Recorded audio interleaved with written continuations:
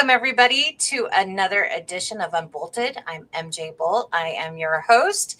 And with us today, we have Brandon Arthur, who is a candidate for the Central Valley School Board Director position, too. Brandon, thanks for being with us today.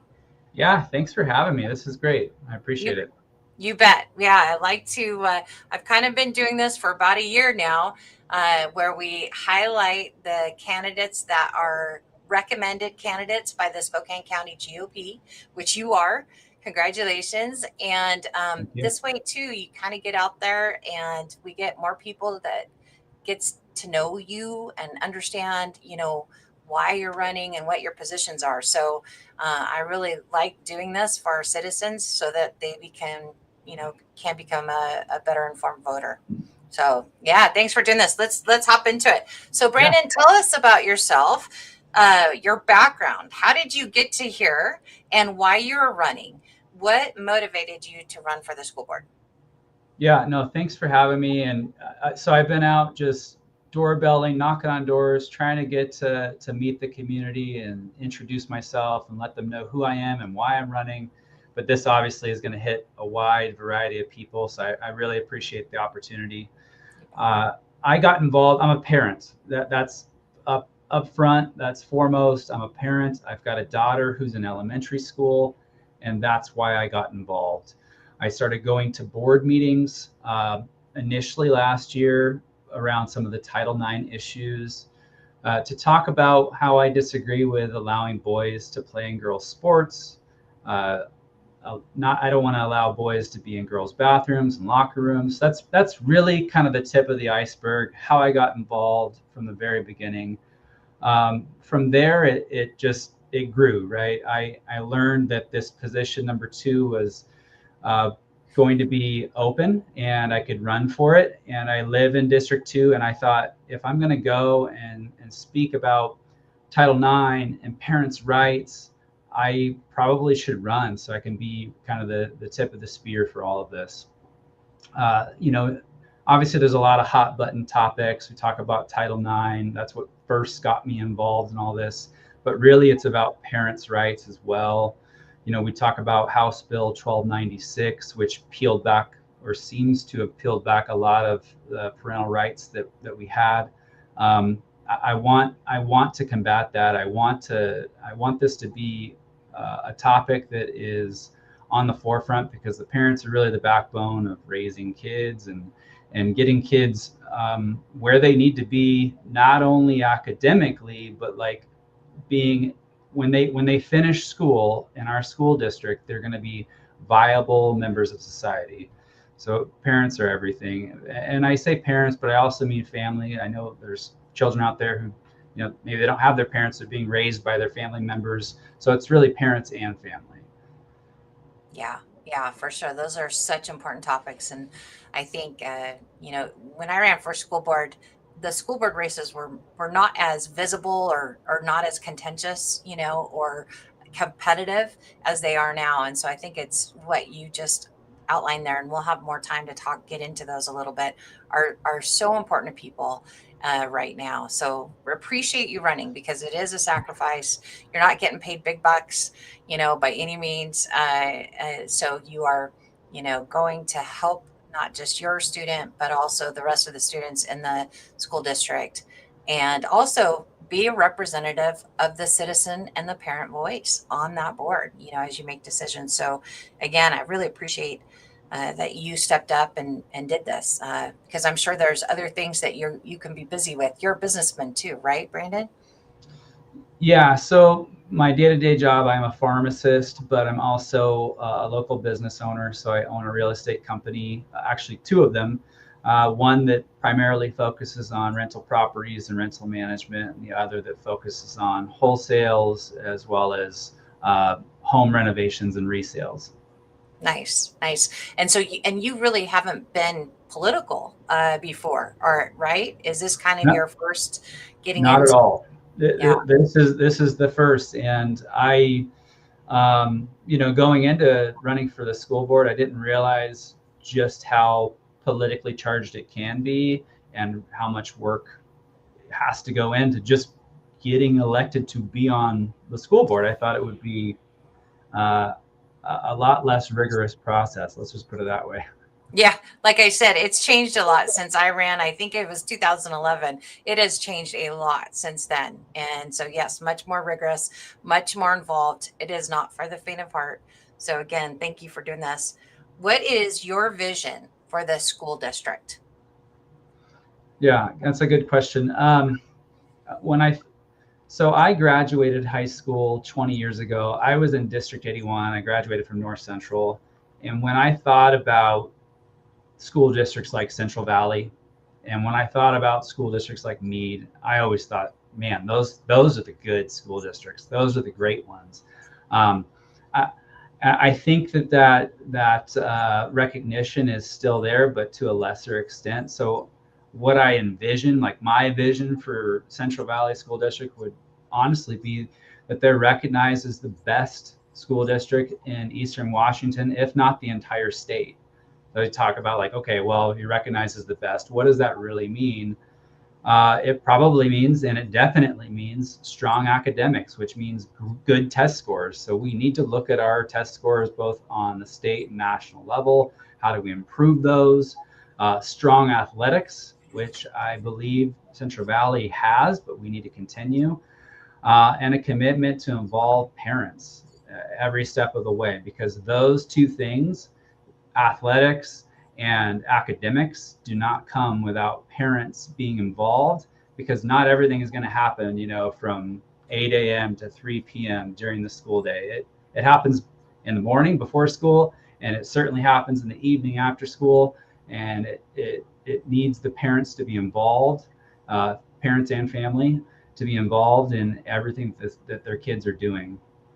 Yeah, yeah, strong parent involvement is critical to every child's success and also to a stronger school district, quite honestly. So, Brandon, why do you believe people should vote for you over your opponent in this race? Yeah, no, that's a good question. So I am running against one other person. And I believe you should vote for me for many reasons. The most important is that I am a father with a daughter in the district. My opponent does not have that. He doesn't have any children in the school district currently. I do.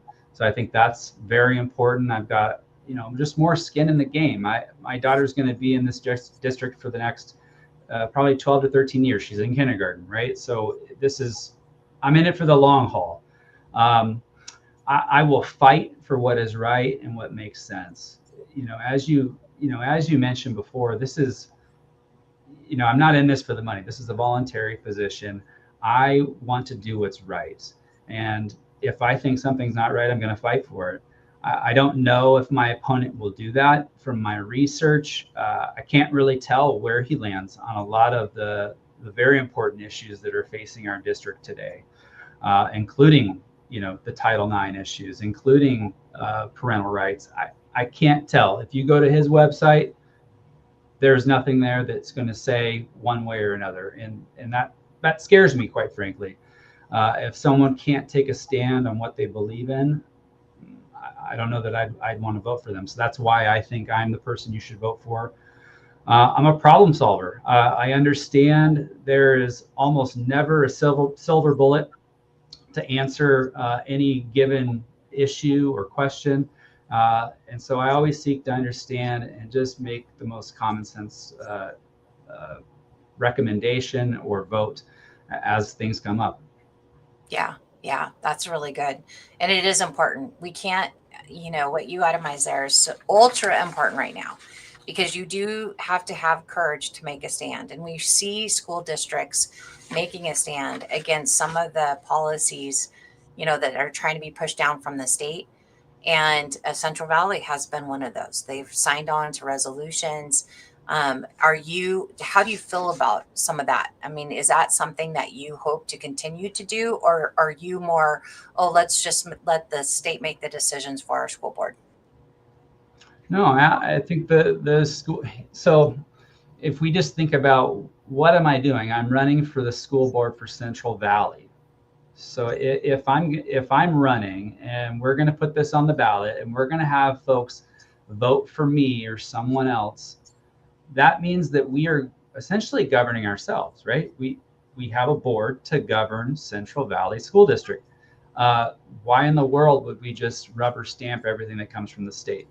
If that's the case, then we don't need a school board anymore. We would just take everything that came from Olympia and go from there, which is not the way I want things to go. So absolutely, this is the board that the Central Valley folks are going to vote on, and it's hopefully the board that is going to make the right decisions for the kids in this community. Yeah, very important.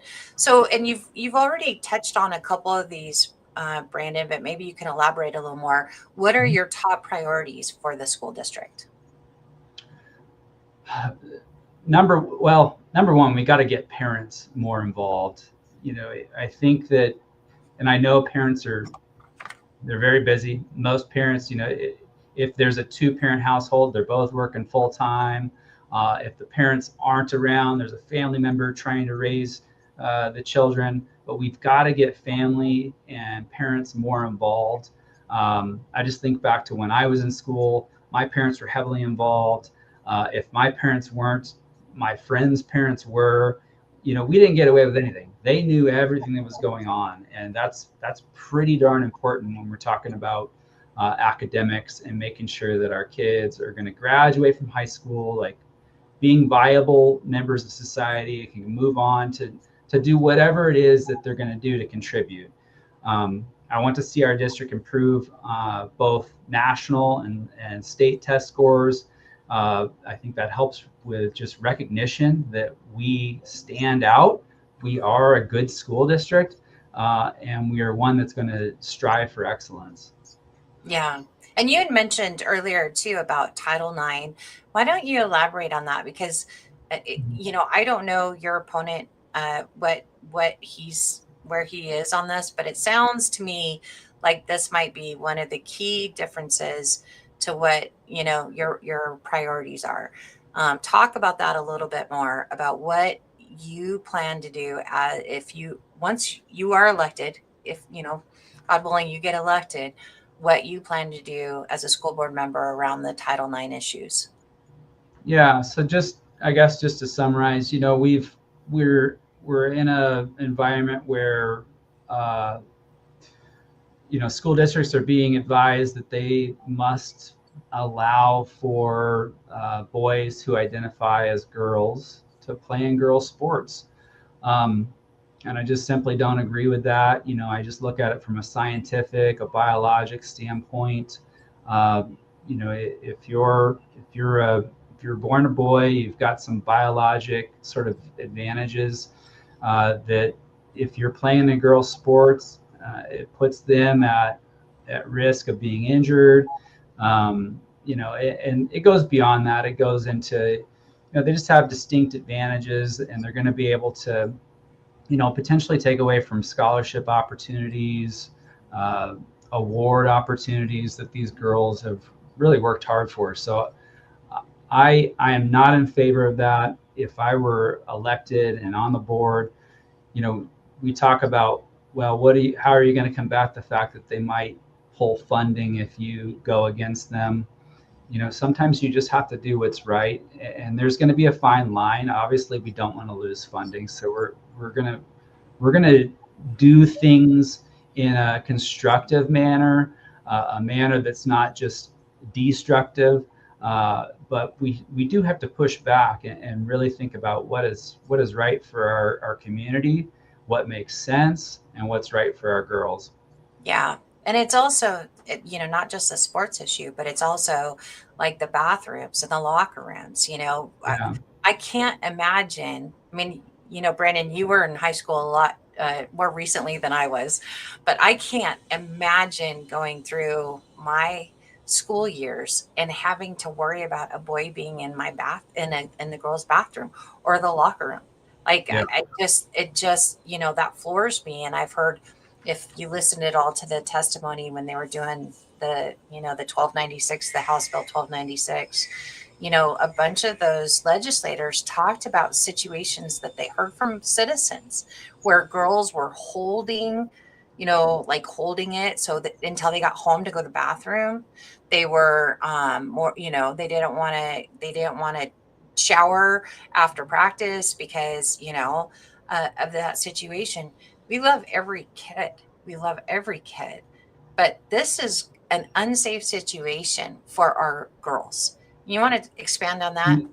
Yeah, no, it's an extremely unsafe situation. And I think about my daughter, and this is just making maybe a little bit light of it, but she's afraid of the automatic flushers in the bathrooms now. She's covering her ears like this when she goes potty because it's going to flush, and she's got some some sensory issues with that. But to throw on top of that, now there's a boy running around in your bathroom, that's really going to startle her, and really all of our girls, they're not going to be comfortable with this. And it goes well beyond just trying to be inclusive and sensitive to what these boys who are sort of identifying as girls are going through. It goes beyond that because it is a ticking time bomb.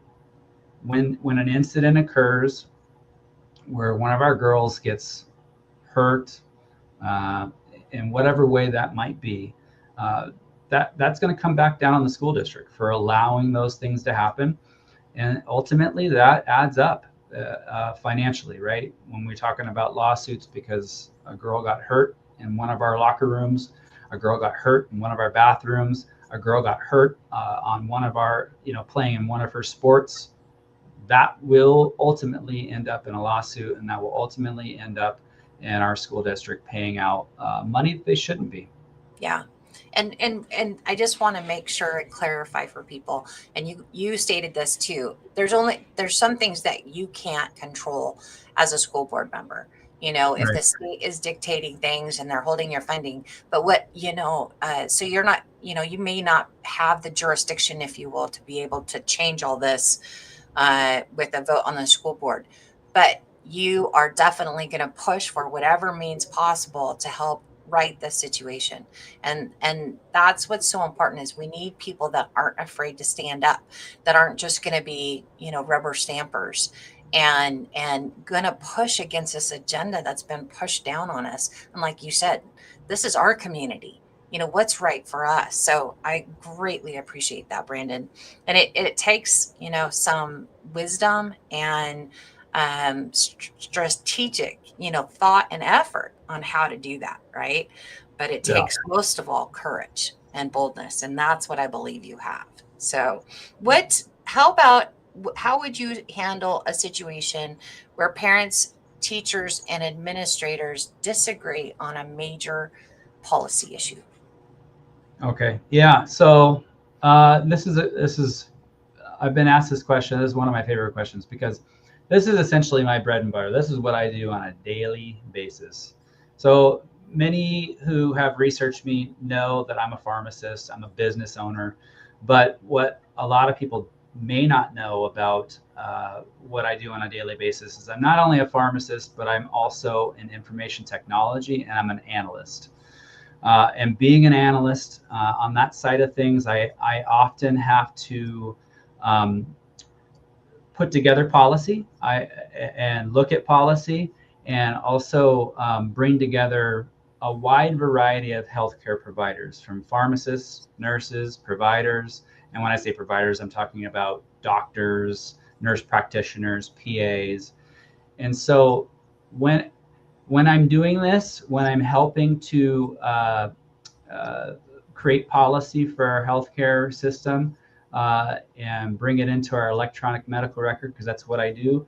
Uh, Oftentimes, almost never does everybody agree on something. So it's always about finding the common thread, establishing what is best practice, and making sure that we're checking all the boxes, not only from like a best practice standpoint and making everybody happy standpoint, but does it also like check all the boxes for what we need to do that's most appropriate to serve our community? What do we need to do to make sure that we're also like in line with all the regulatory bodies?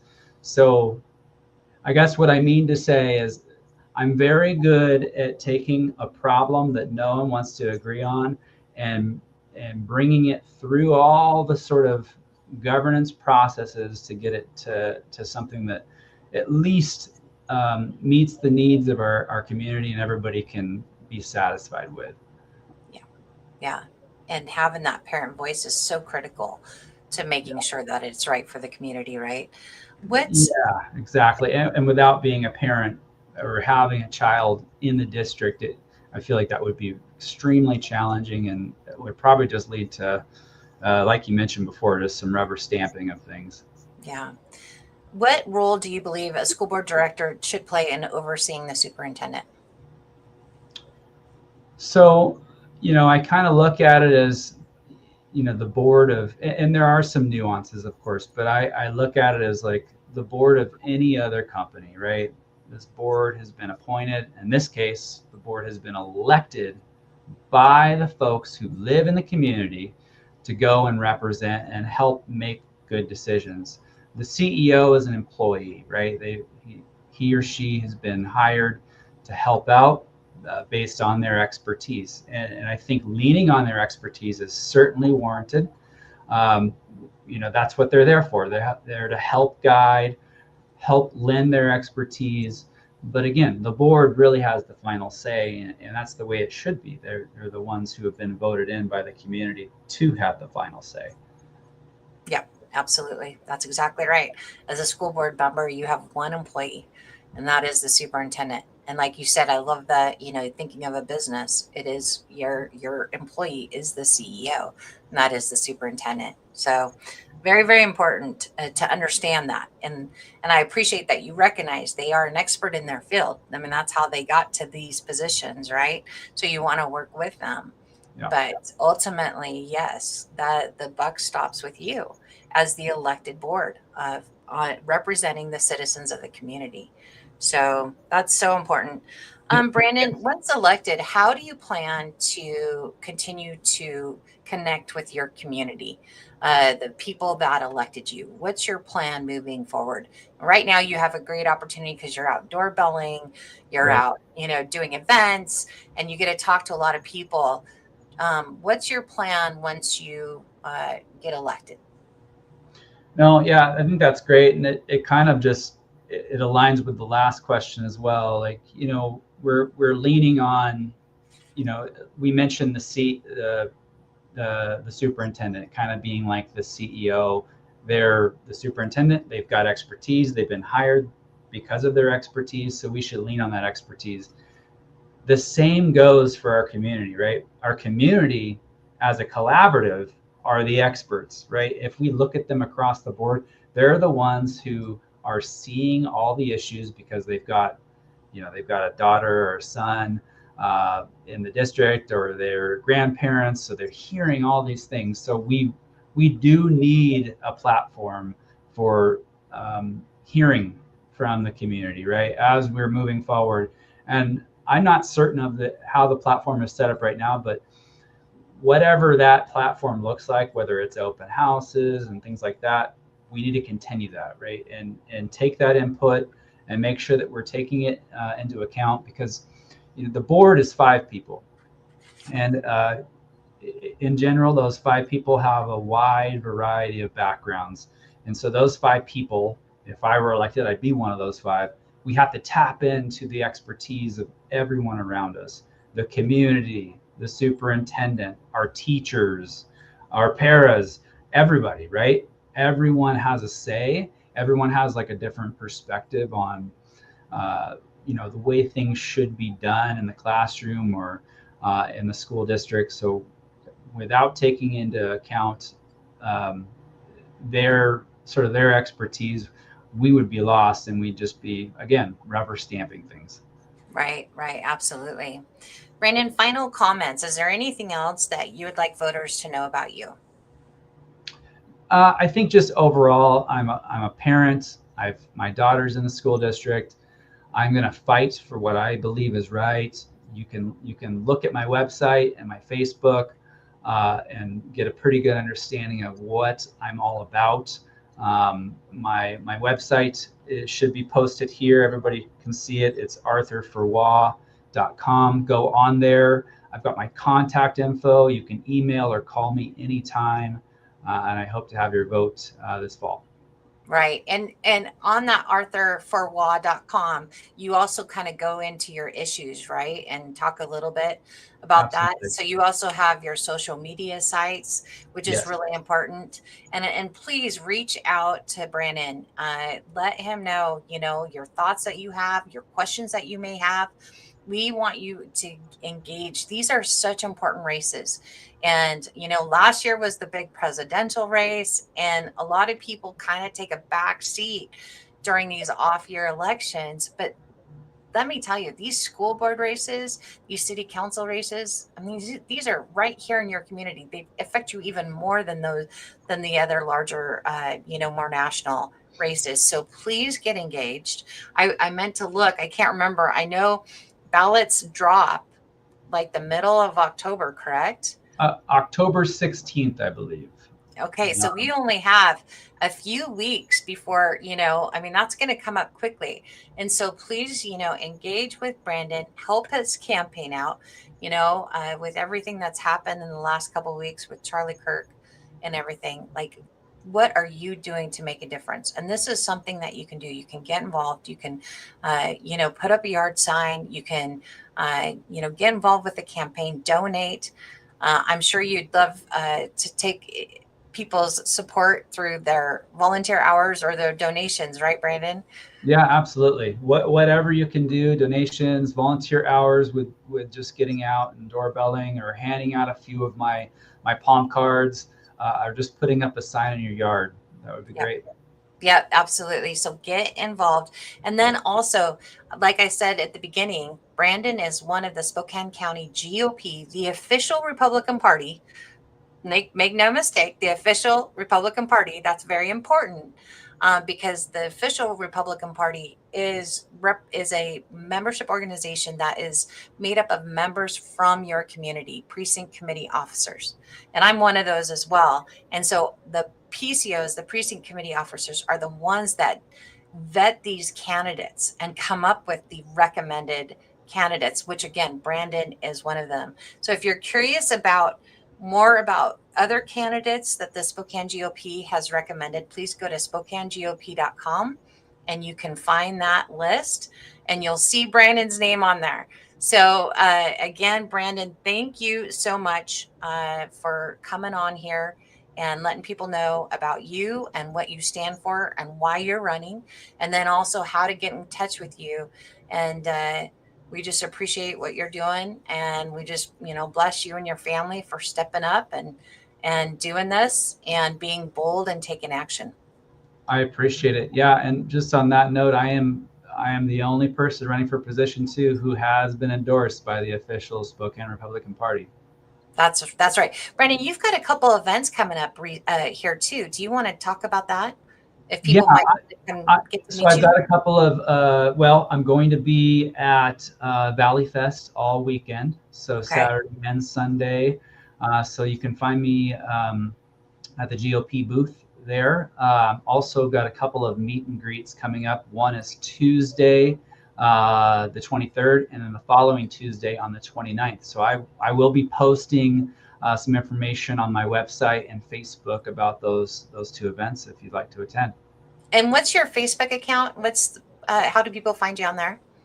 I have a link. If you go to my webpage, click the link to my Facebook, it'll bring you right there.